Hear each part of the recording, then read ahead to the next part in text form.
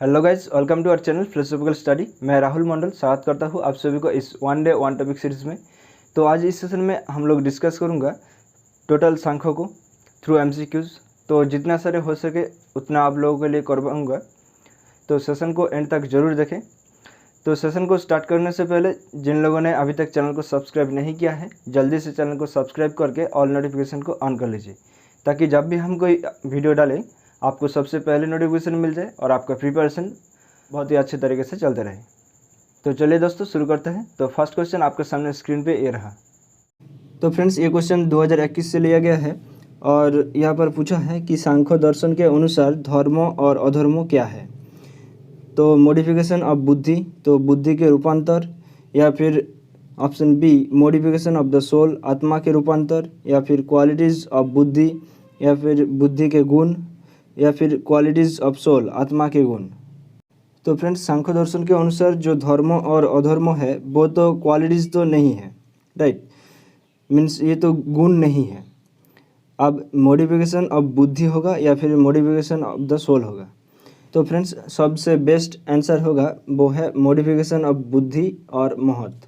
और ये महत और बुद्धि ये first principle of individuation, intelligence and discrimination है, राइट।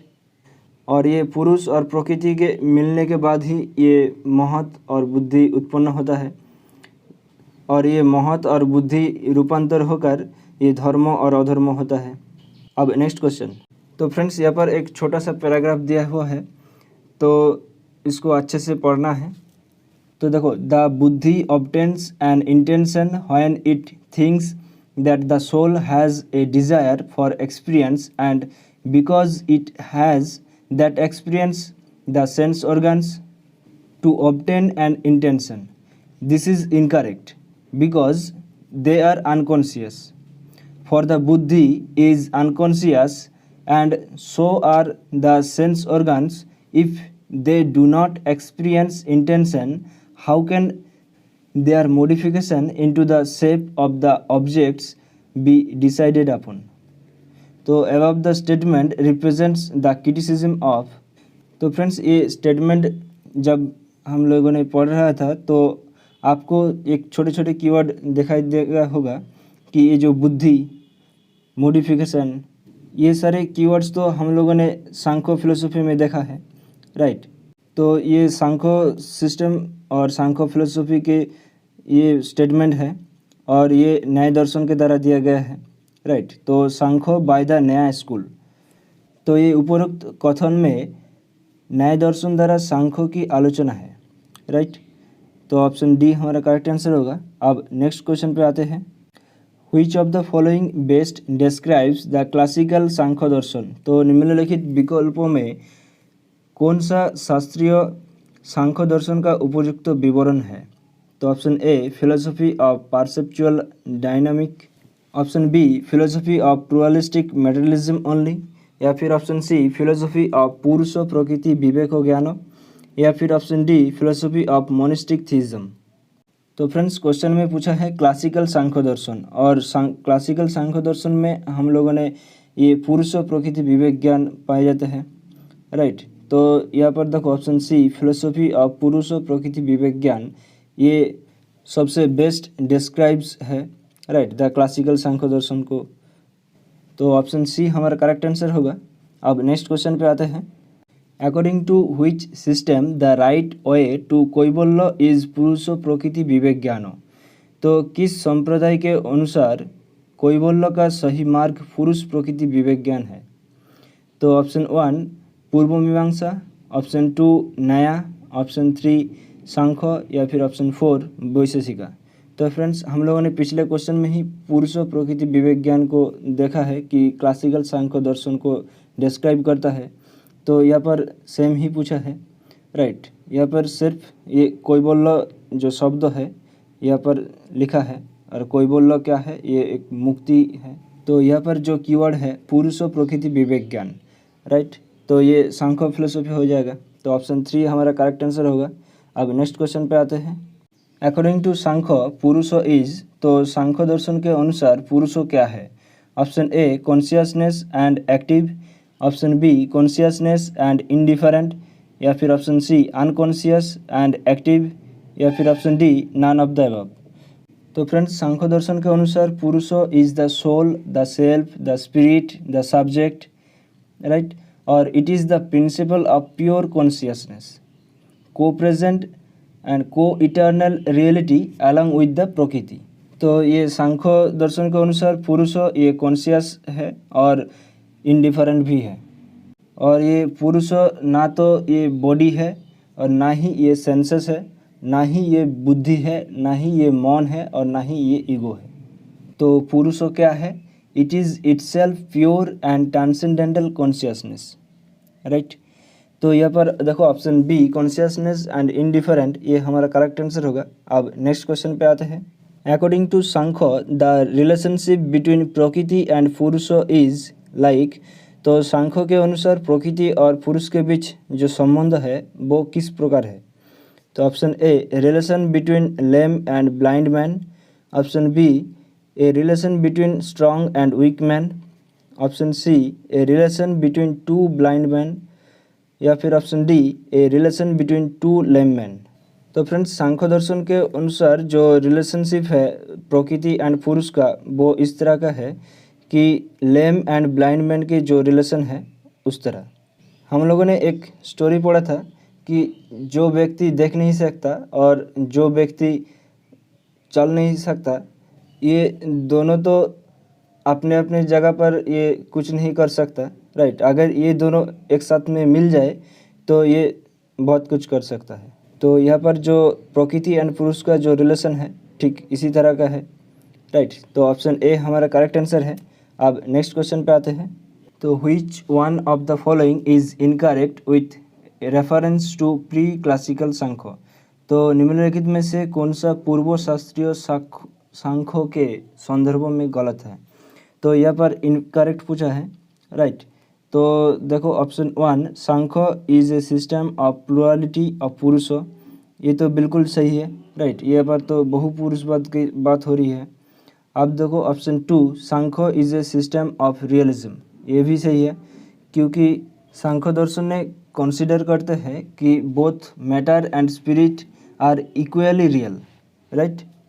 और प्लुरलिस्टिक इसलिए है क्योंकि सांख्य दर्शन का जो टीचिंग है वो पुरुष is not one but many, right. तो इसलिए उन्होंने प्लुरलिटी को एक्सेप्ट किया है, प्लुरलिटी ऑफ पुरुष। आप देखो option three Sankhya is a system of dualism, तो ये भी सही है। डुअलिज्म किस लिए है? क्योंकि it advocates two ultimate realities prakriti and purusha, right. तो अब बचा कौन? Option four Samkhya is a system of monistic spiritualism, तो ये तो नहीं है, राइट, ये इनकरेक्ट हो जाएगा। तो ऑप्शन फोर हमारा करेक्ट आंसर है। अब नेक्स्ट क्वेश्चन पे आते हैं। तो फ्रेंड्स, यहाँ पर असर्शन और रीजनिंग वाला क्वेश्चन पूछा गया है। तो देखो according to satkaryavad effect exist in the cause. तो सत्कार्यवाद के अनुसार कारण में प्रभाव मौजूद है, ये तो बिल्कुल सही है, राइट। और रीज़न क्या बोला है? Because everything can not be produced out of everything, तो हर चीज़ से हर चीज़ का उत्पादन नहीं किया जा सकता है, तो ये भी सही है। तो देखो ये असर्शन और रीजनिंग दोनों सही है, और असर्शन का सही एक्सप्लेनेशन दिया है ये रीजनिंग। तो ऑप्शन सी हमारा करेक्ट आंसर हो जाएगा।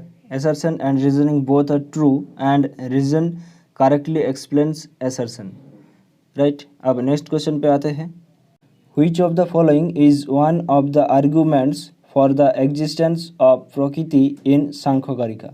तो सांख्यकारिका में प्रकृति के अस्तित्व के लिए निम्नलिखित में से कौन सा तर्क है?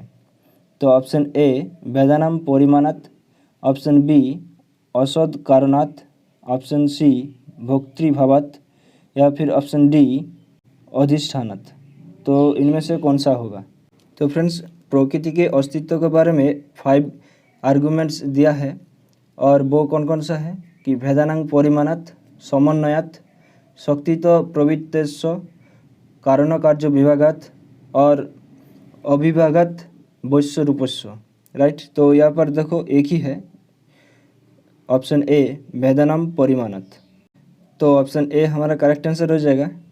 अब देखो यहाँ पर जो भोक्तृभावात् और अधिष्ठानात, ये दो आर्ग्यूमेंट्स, ये तो एग्जिस्टेंस ऑफ पुरुषों के दिया है, राइट। अब ये असद करोनाथ, ये आप लोगों ने कहाँ पर पढ़ा है, कमेंट सेक्शन पे कमेंट करके ज़रूर बताना, ठीक है।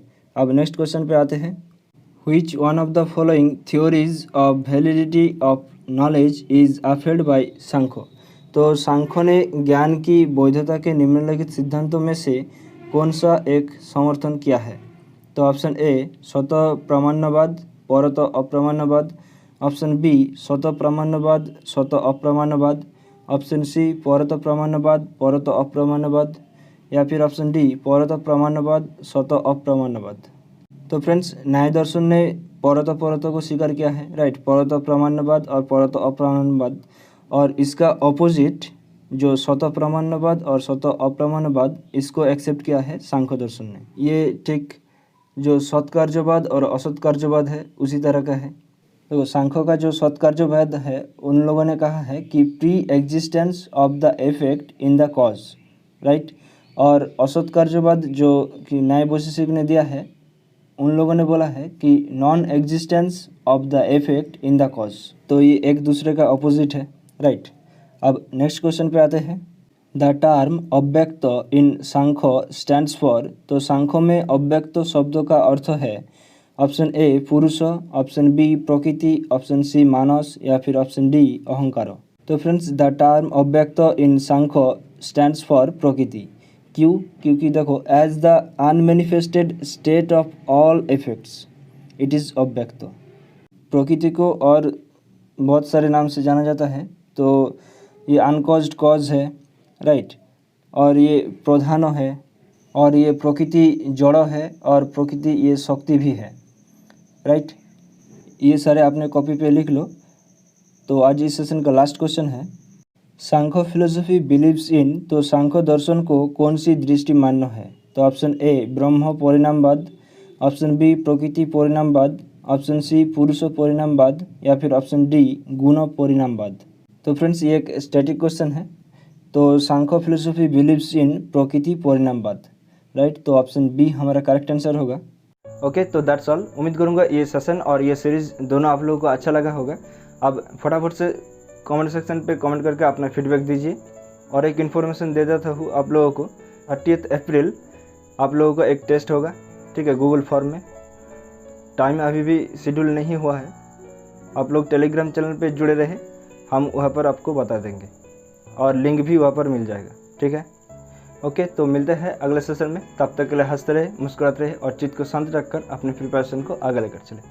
Thank you, bye bye, take care, ध्यान रखिएगा। जय हिंद दोस्तों।